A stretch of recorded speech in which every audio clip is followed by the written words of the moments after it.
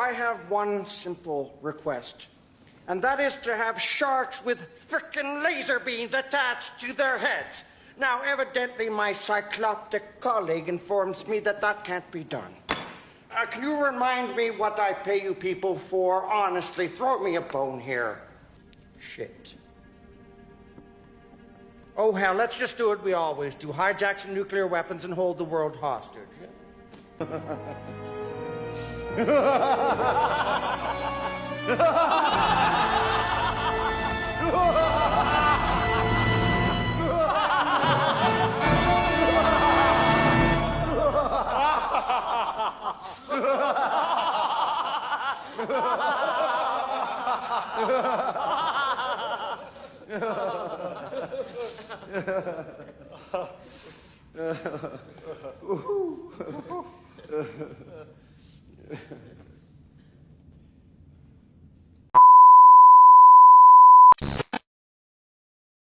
What was the intent within Michael's heart when he first began his path towards what became his role as the lead guardian angel over Earth and creation?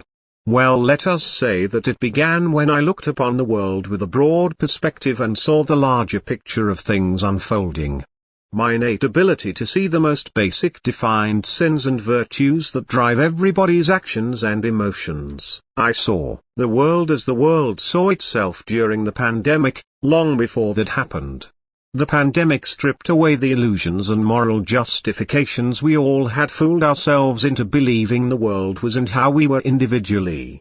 I had seen this though before that and had even sought to stand before God, the same as blasphemers stand shaking their fists in the sky shouting at God, and asked to stand before him and be the first one judged in an attempt to begin the final judgment so that the monotonous circle of chaos that I saw and that we all saw during the pandemic would end.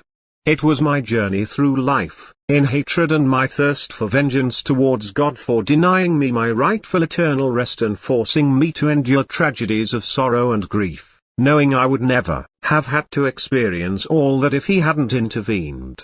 These catalysts allowed me to realize later that the path towards hatred and vengeance did not solve the problems I face. It did not satisfy the vengeance I felt I needed in order to be able to walk away and put it behind me to carry on with my life. So, I tried the hero's route and path.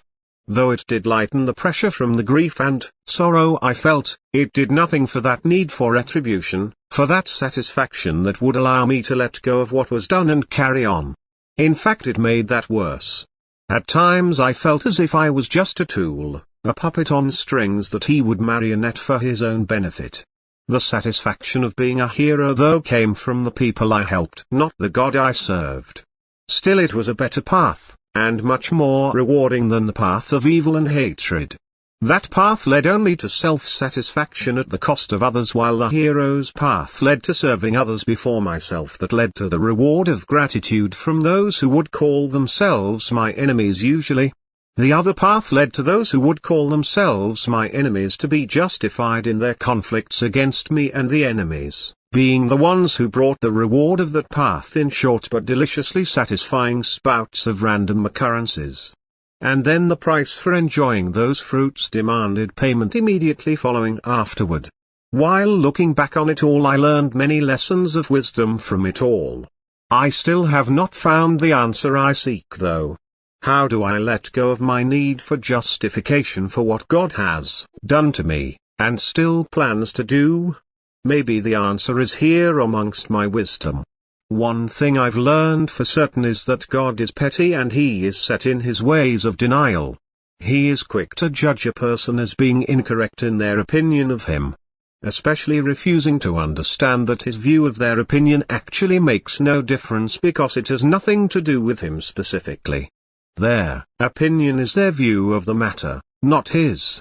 So he can bring forth all of heaven's hosts, his angels of wrath and all four of the horsemen down upon someone, but it will do nothing to change that opinion for the better. Even in his changing of me from Lucifer into Michael, just as with the situation of Job, worked against him in the end. It showed those who were defiant towards God that their cause had a reason for being.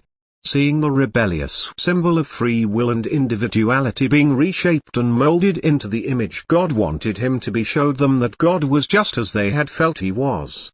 Sure, this may have saved Lucifer from destruction at the hands of zealots amped up on the image of the bad guy that heaven had supported and whispered into the ears of man for hundreds of years, preparing them to smite Lucifer at a wind's notice. But in the long run, once again, just as had happened with Job, it was Satan who won, and his goal was accomplished no matter how much he was driven into the dirt.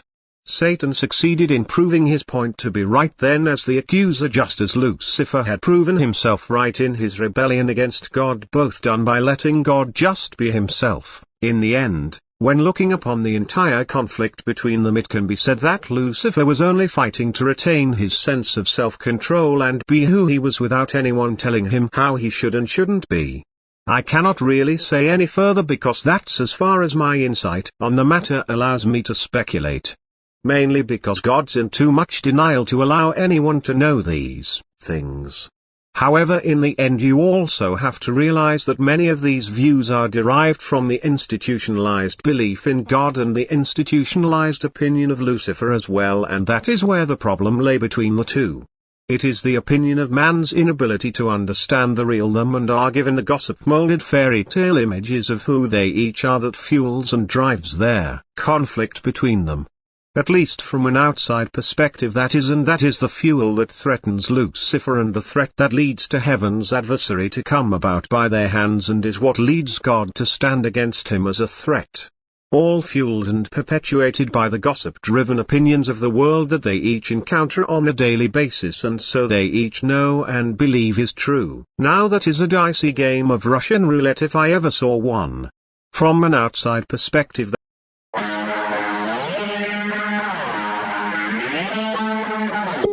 I got 99 problems, you're like 45 of them.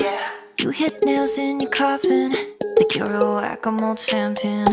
Laid my heart on your table, boy, you took shots from my navel.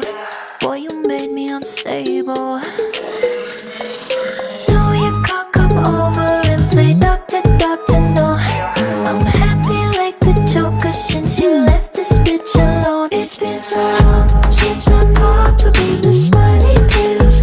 Yeah, I get on so much better with organic girls. Since you've been gone, my prescription never needs refilled. You're so bitter, bitter, bitter. You're my little serotonin killer.